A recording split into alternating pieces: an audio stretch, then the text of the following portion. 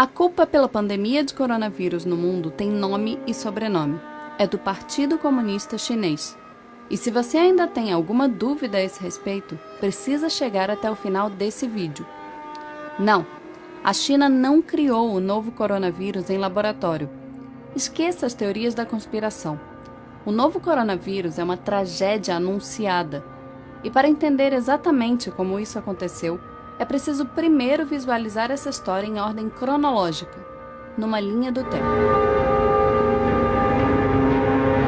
De acordo com oficiais chineses, o primeiro caso de Covid-19, o nome científico da doença respiratória aguda causada pelo coronavírus da Síndrome Respiratória Aguda Grave 2, aconteceu no dia 17 de novembro de 2019.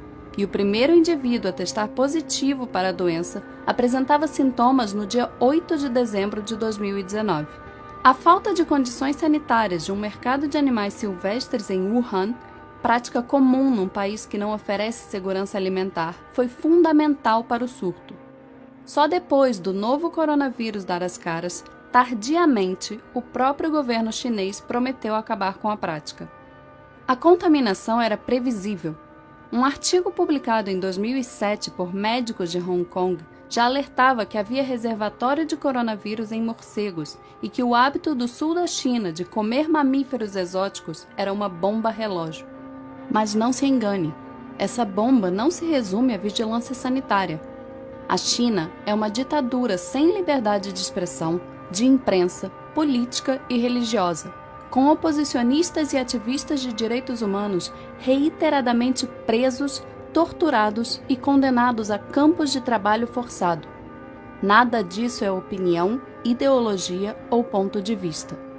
Foi nesse país, governado pela maior ditadura do planeta, capaz de controlar mais de 1 bilhão e 300 milhões de pessoas, que o novo coronavírus se espalhou. E não dá para dizer que a experiência da China com doenças respiratórias é exemplo para o mundo. Há míseros 18 anos, as informações sobre um outro coronavírus, a SARS, já haviam sido reprimidas pelo governo chinês, condenando centenas de pessoas à morte. Tardiamente, o próprio Partido Comunista admitiu os erros e demitiu o ministro da Saúde e o prefeito de Pequim. Disse que a história serviu como lição. Não serviu. Mas não é difícil entender por que esse cenário acontece. Como a principal preocupação de uma ditadura é com a estabilidade do regime político, com a manutenção do poder de seus principais figurões e não com o bem-estar da população, sem enfrentar grandes resistências, líderes autoritários têm incentivos para negligenciar problemas que afetam sua imagem. Foi exatamente isso que aconteceu na China com o novo coronavírus. No dia 30 de dezembro de 2019, quando a Covid-19 adoeceu 7 pacientes em um hospital de Wuhan e um médico, Li Wenliang, tentou avisar outros médicos do problema, a polícia chinesa o obrigou a assinar uma declaração de que seu aviso constituía, abre aspas, comportamento ilegal. Li Wenliang e outros 7 médicos de Wuhan foram obrigados a assinar um documento admitindo, abre aspas, espalhar mentiras. Foi negligência a céu aberto. Entre o início de dezembro e meados de janeiro, o Partido Comunista Chinês minimizou o surto a um mero problema local, limitado a um pequeno número de clientes de um mercado de Wuhan, restrito a alguns poucos pacientes. Qualquer que fosse a causa da doença, não era nada parecido com SARS. O problema é que tinha tudo a ver com SARS. No dia 26 de dezembro de 2019, um técnico de um laboratório contratado por hospitais de Wuhan disse que sua empresa recebeu amostras de pacientes da cidade e chegou a uma conclusão impressionante. Elas continham um novo coronavírus com uma similaridade de 87% com a SARS. 2 dias antes, uma amostra do novo coronavírus retirada de um paciente foi enviada a um laboratório para o sequenciamento do genoma. Os resultados ficaram prontos no dia 27, mas as autoridades de Hubei, a província onde fica a cidade de Wuhan, ordenaram que ela fosse simplesmente destruída. Em pleno mês de janeiro, a polícia chinesa ainda controlava as informações, tratando o novo coronavírus como um mero boato. Em Wuhan, esse era o discurso oficial. A polícia apela a todos os internautas para não fabricarem rumores, não espalharem rumores, não acreditarem em boatos. E aqui cabe um parêntese. O Partido Comunista Chinês promove o maior ato de restrição à liberdade de expressão da história da humanidade. Cerca de 50 mil censuradores participam do processo de controle da internet no país, conhecido como Grande Firewall da China. No país, são oficialmente proibidos serviços como Google, Gmail, Facebook, YouTube, Wikipedia, Reddit, Instagram, Twitter e WhatsApp. Como o governo monitora os aplicativos permitidos, acaba controlando todo o conteúdo online e o tráfego de informações. E a vigilância não permanece restrita à internet.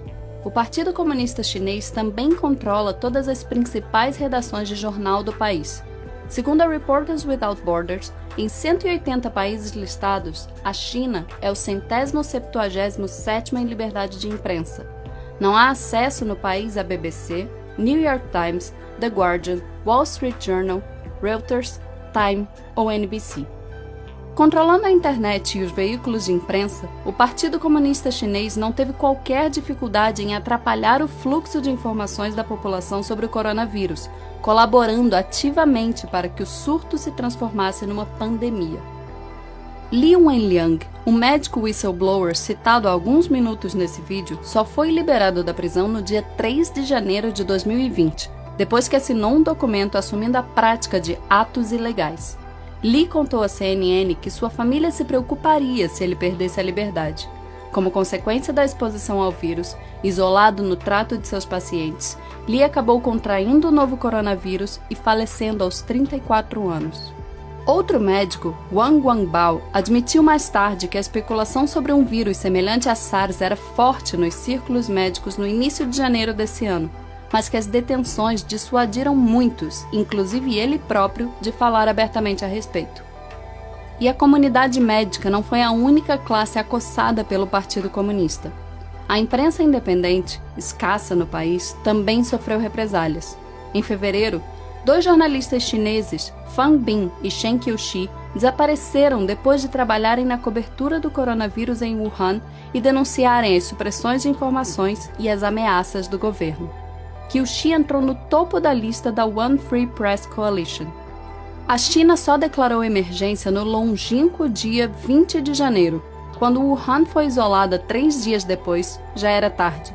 O vírus estava sendo espalhado por todo o país, levado pelos 400 milhões de chineses que se preparavam para viajar para comemorar o Ano Novo Lunar, pronto para alcançar os 4 cantos do planeta. Durante quase 2 meses, enquanto o vírus se alastrava, o Partido Comunista Chinês aprisionou e intimidou médicos e jornalistas, controlou o fluxo de informação, minimizou os riscos do surto, não ampliou leitos de UTI, nem combateu mercados silvestres. Xi Jinping, o presidente da China, secretário-geral do Partido Comunista Chinês, comentou publicamente pela primeira vez sobre o novo coronavírus apenas no dia 20 de janeiro, mas já no dia 7, quase 2 semanas antes, durante uma reunião do partido, ele admitiu num discurso interno conhecimento do, abre aspas, novo coronavírus. Nesses 13 dias, enquanto negava o surto, o Partido Comunista Chinês organizou 2 grandes reuniões em Hubei e reuniu mais de 40 mil famílias num banquete em massa em Wuhan, na tentativa de bater um recorde mundial. Xi Jinping poderia ter evitado a pandemia. Apenas no dia 4 de fevereiro, assim como no episódio com a SARS em 2002, o Partido Comunista admitiu suas falhas, deficiências e dificuldades na resposta à epidemia e prometeu, abre aspas, melhorar nossas habilidades em lidar com tarefas urgentes e perigosas.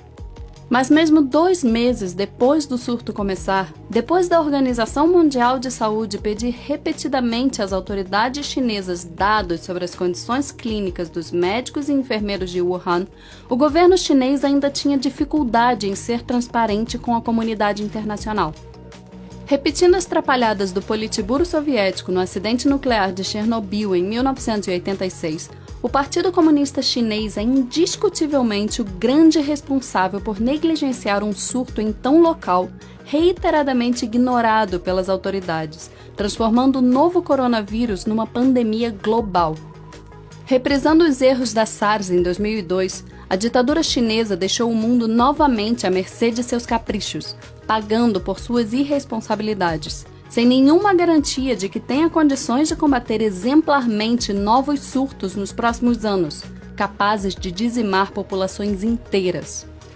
É exatamente por isso que a culpa pelo novo coronavírus tem nome e sobrenome, e que se há outros líderes políticos negligenciando e sabotando o combate ao surto, é tão importante responsabilizar os principais autores políticos dessa pandemia. Ela nasceu no coração do Partido Comunista Chinês. Inúmeras pessoas inocentes morrerão nas próximas semanas graças à ineficiência de uma ditadura. Outras tantas podem sucumbir nas próximas décadas, repetindo os estragos gerados pela SARS e o novo coronavírus, caso a humanidade continue cruzando os braços com os descasos da maior ditadura do planeta. A história será implacável.